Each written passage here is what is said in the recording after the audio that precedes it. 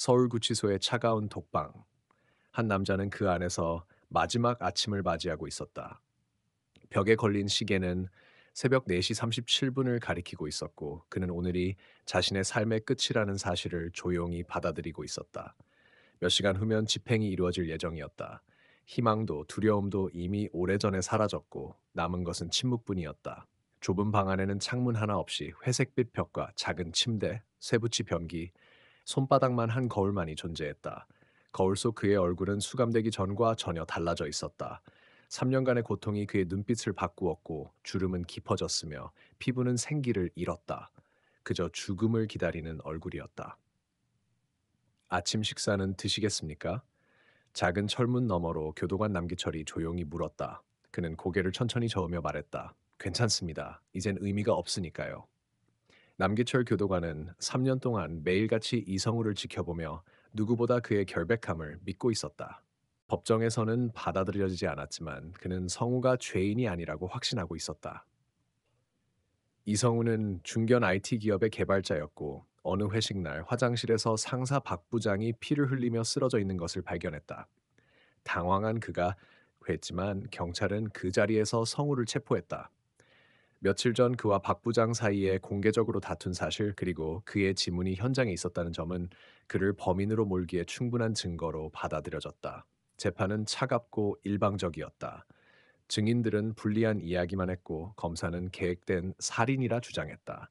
판사는 그 주장에 동의했고, 결국 그는 사형을 선고받았다. 그러나 진실은 전혀 달랐다. 박 부장을 죽인 사람은 바로 재벌가의 자제 장민혁이었다. 그는 술에 취해 박 부장과 말다툼을 벌이다 화장실로 따라가 밀쳤고, 박 부장은 세면대에 머리를 부딪혀 숨졌다. 민혁은 자신의 신분을 이용해 CCTV 영상을 조작하고 모든 증거를 성우에게 뒤집어 씌웠다. 모든 항소는 기각되었고, 마침내 사형 집행일이 다가왔다. 성우는 그날 아침 마지막 소원으로 단 하나만을 바랐다. 누리를 만나고 싶습니다. 그의 유일한 가족, 그리고 가장 소중한 존재. 5살 된 진돗개 누리였다. 체포된 후 전 여자친구인 한지원에게 맡겨진 누리는 그에게 마지막 위로와도 같은 존재였다. 교도관은 규정상 어렵다면서도 그 소원을 상부에 전달하겠다고 약속했다. 그가 떠난 후 성우는 창밖 어둠을 바라보며 조용히 기도했다. 누리야, 네가 행복하길, 그리고 언젠가 진실이 밝혀지길. 시계는 5시를 향해 가고 있었고, 그는 자신이 걸어온 인생을 떠올렸다. 부모님과의 추억, 첫 직장, 그리고 누리와 함께 보낸 따뜻한 날들, 그리고 그 모든 것을 송두리째 빼앗은 그날 밤, 박 부장을 발견했던 그 순간이 떠올랐다. 만약 그때 화장실 문을 열지 않았더라면 그는 여전히 누리와 평범한 삶을 살고 있었을지도 모른다. 정적 속에서 어디선가 익숙한 소리가 들린 듯했다. 매일 아침 그를 깨우던 누리의 짖는 소리. 물론 그것은 환청이었고 그의 간절함이 만들어낸 착각이었다. 하지만 그 소리는 그를 더욱 간절하게 만들었다. 부디 누리만큼은 마지막으로 보고 싶다. 창밖은 서서히 밝아지고 있었다. 삶의 마지막 아침이 시작되고 있었다. 그 순간 그는 문득 떠올렸다. 누리는 항상 자신을 지켜주던 존재였다고. 새벽 5시 28분. 감옥의 복도는 비현실적일 만큼 고요했다. 천장에 달린 희미한 형광등만이 잔잔히 깜빡이며 시간을 흘려보내고 있었다. 독방 안, 이성우는 등을 기대고 벽을 바라보며 조용히 앉아 있었다. 잠시 후면 그를 데리러 올 것이다. 발걸음 소리 하나, 철문 여닫는 소리 하나도 없었지만 그는 다가오는 끝을 온몸으로 느끼고 있었다. 성우 씨. 익숙한 목소리가 철문 너머로 들렸다. 교도관 남기철이었다. 그의 목소리는 낮고 조심스러웠다. 잠깐만 문 열겠습니다. 쇠창살 문이 찰칵 소리를 내며 열리고 남기철이 안으로 들어섰다. 그의 손에는 조그마한 갈색 털뭉치가 안겨 있었다. 이성우의 눈이 놀라움으로 커졌다. 누리, 누리였다. 그의 반려견, 세상 무엇보다 소중했던 존재. 세월이 흘러 조금 더 늠름해진 모습이었지만 그 눈빛만큼은 여전히 그를 기억하고 있었다. 누리는 성우를 보자마자 발버둥치며 품에서 벗어나 그에게 달려갔다. 짧은 독방이 울릴 만큼 큰 짖음과 함께 누리는 그의 무릎 위에 올라타 얼굴을 핥았다.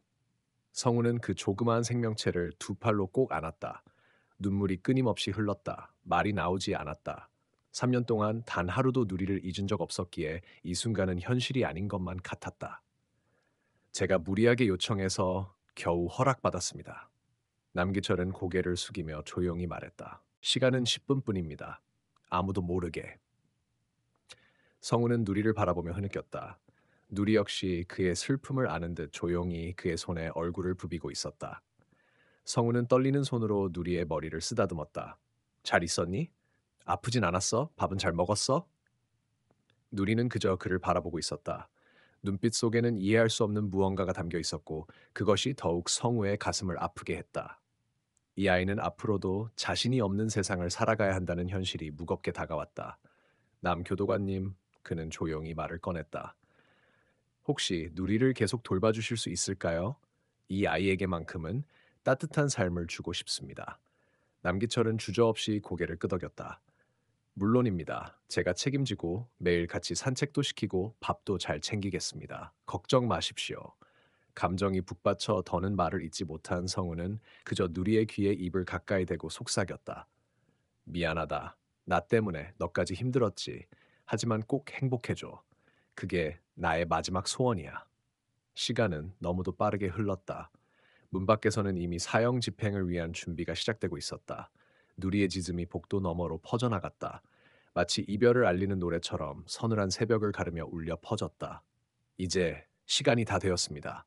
남기철의 목소리는 떨리고 있었다. 성우는 누리를 마지막으로 꼭 끌어안았다. 누리도 떠나기 싫은 듯 그의 옷깃을 입으로 잡고 놓지 않으려 했다. 그러나 남기철이 조심스레 누리를 안아올리자 누리는 애처롭게 그를 바라보며 작게 낑낑거렸다. 괜찮아, 누리야, 괜찮아. 누리가 복도 저편으로 사라지자 성우는 눈을 감고 깊게 숨을 들이마셨다.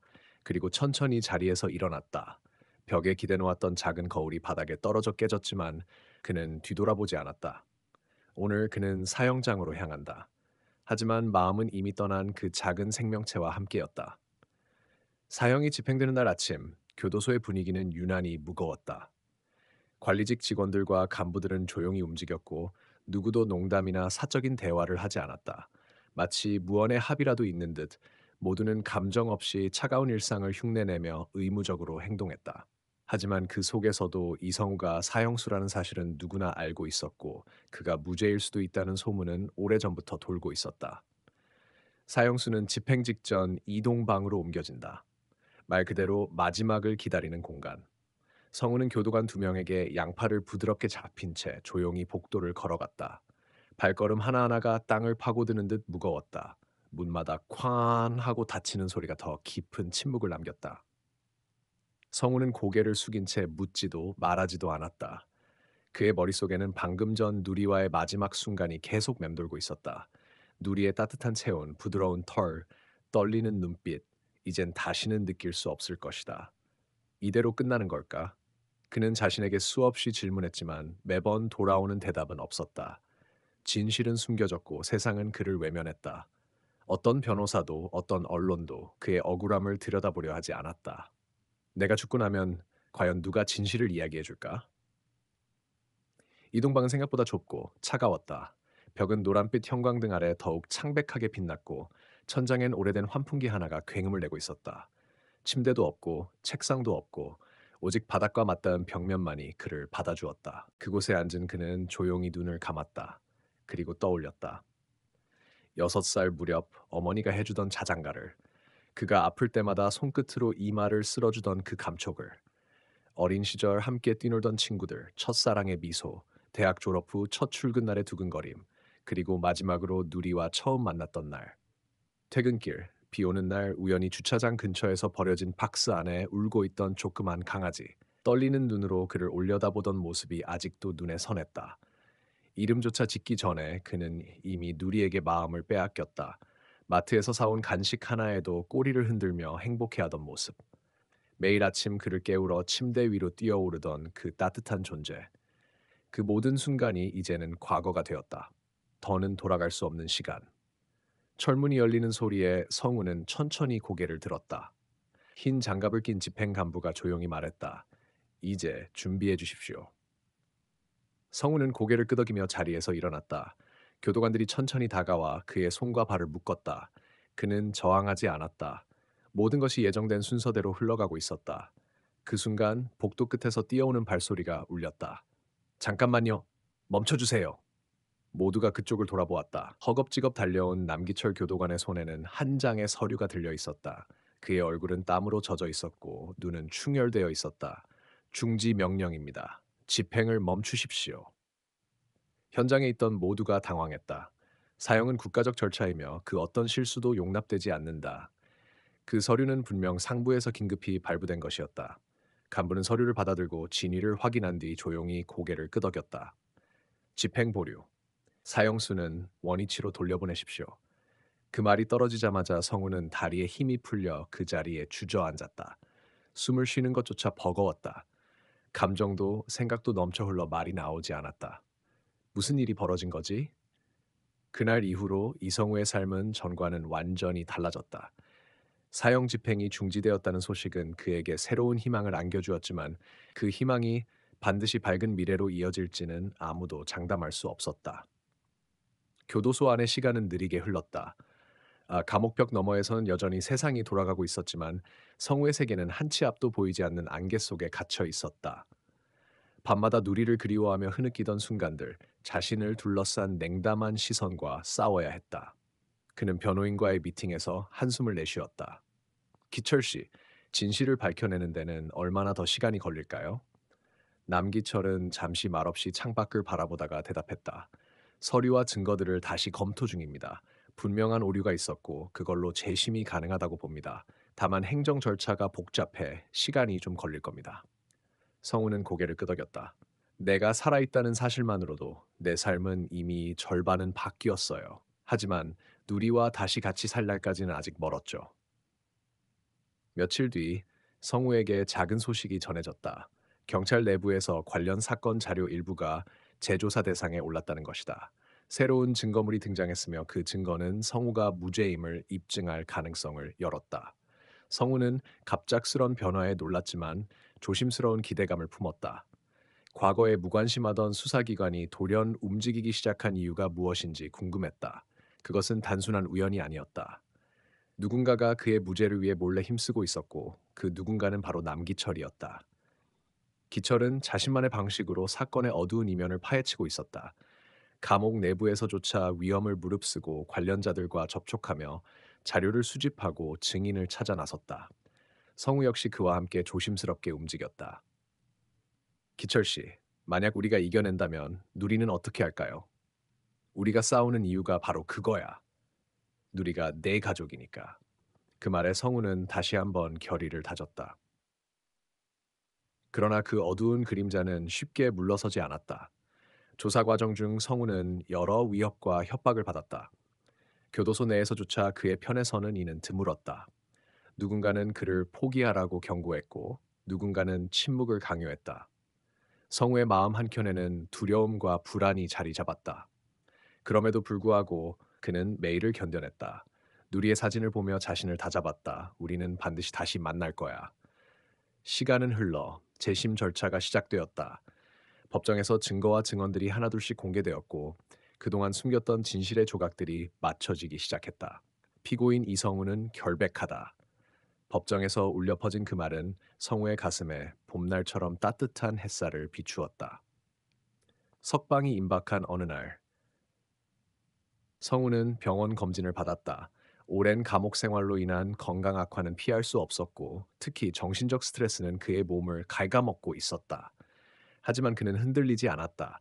검진실에서 돌아오는 길 복도 한쪽 구석에서 누군가 그를 기다리고 있었다. 이성우 씨, 조심하세요. 아직 완전히 끝난 건 아닙니다. 그는 낯선 남자의 말을 듣고 몸을 굳혔다. 누구세요? 우리는 당신을 돕고 싶어 하는 사람들이에요. 하지만 조심해야 해요. 어둠은 쉽게 물러서지 않습니다. 그날 밤 성우는 침대에 누워 천장을 바라보았다. 창밖으로 별들이 반짝이고 있었다. 그는 속으로 다짐했다. 끝까지 싸우겠다. 그리고 누리와 함께 진짜 자유를 찾을 것이다. 시간이 지나 마침내 성우는 석방되었다. 바깥 세상은 그가 떠난 동안 많이 변해 있었다. 차가운 바람과 따뜻한 햇살, 낯선 사람들의 시선이 그의 피부를 스쳤다. 하지만 가장 큰 변화는 그의 마음속에 있었다. 그는 이제 과거에 묶이지 않고 앞으로 나아갈 준비가 되어 있었다. 누리와 함께 걷는 길, 그 길 끝에는 새로운 시작이 기다리고 있었다. 석방된 그날 성우는 처음으로 숨쉬는 공기가 이전과 다르다는 것을 느꼈다. 감옥이라는 무거운 그림자가 가슴에서 사라지자 세상은 낯설지만 동시에 새롭게 빛나고 있었다. 차가운 바람이 그의 얼굴을 스쳤고 먼 하늘의 구름은 자유롭게 흘러가고 있었다. 성우는 천천히 걸음을 옮기며 마음속 깊이 감사함을 느꼈다. 단순한 한 걸음 한 걸음이지만 그 안에는 지난 수년간 감옥 안에서의 고통과 고립, 무수한 밤의 눈물이 담겨 있었다. 이제 나는 다시 태어났다. 그는 한동안 멈춰서서 자신을 기다리는 세상을 바라보았다. 그곳에는 그의 곁을 지켜준 남기철 교도관 가장 소중한 누리가 있었다. 누리와의 재회는 마치 오랜 겨울이 지나고 피어난 봄꽃 같았다. 성우야, 정말 무사해서 다행이야. 누리는 그의 품에 안기며 눈물을 흘렸다. 그토록 기다렸던 순간이었다. 성우는 누리의 따뜻한 체온에 온몸이 녹는 듯한 느낌을 받았다. 그는 말없이 누리의 머리를 쓰다듬으며 속으로 다짐했다. 앞으로는 절대 너를 혼자 두지 않겠다. 그 후는 사회로 돌아와 새로운 삶을 시작했다. 과거의 상처는 완전히 사라질 수 없었지만 그는 그것을 받아들이고 앞으로 나아갔다. 지역사회에서 자원봉사를 시작했고 같은 아픔을 가진 사람들을 돕기 위해 애썼다. 그의 이야기는 점차 알려지기 시작했고 많은 이들이 그의 용기와 인내에 감동받았다. 성우는 자신의 경험을 바탕으로 무죄를 입증하는 데 도움을 준 사람들을 위한 강연도 진행했다. 그의 목소리는 진실을 향한 희망의 메아리가 되었다. 하지만 가장 큰 변화는 마음속에서 일어났다. 그는 더 이상 과거에 갇혀 있지 않았다. 자유란 단순히 몸의 해방만이 아니라 마음의 평화와 새로운 꿈을 꾸는 힘임을 깨달았다. 어느 날 성우는 조용한 공원 벤치에 앉아 누리와 함께 하늘을 바라보았다. 따뜻한 햇살 아래 그는 미소 지으며 말했다. 누리야, 우리 앞으로 행복하게 살자. 이젠 두렵지 않아. 누리는 그의 손을 핥으며 답했다. 그 순간 그들의 눈빛은 말로 표현할 수 없는 신뢰와 사랑으로 가득 찼다. 성우의 이야기는 끝이 났지만 세토페노나 삶딩그 사케게 사람은 버리케이즈. 성우의 이야기는 끝이 난 그의 삶은 이제 막 시작되었다. 고통 속에서 피어난 희망의 씨앗은 앞으로도 많은 사람들에게 빛을 전할 것이다. 그리고 그가 걸어온 길처럼 우리 모두는 절망 속에서도 희망을 찾을 수 있음을 기억해야 한다. 끝.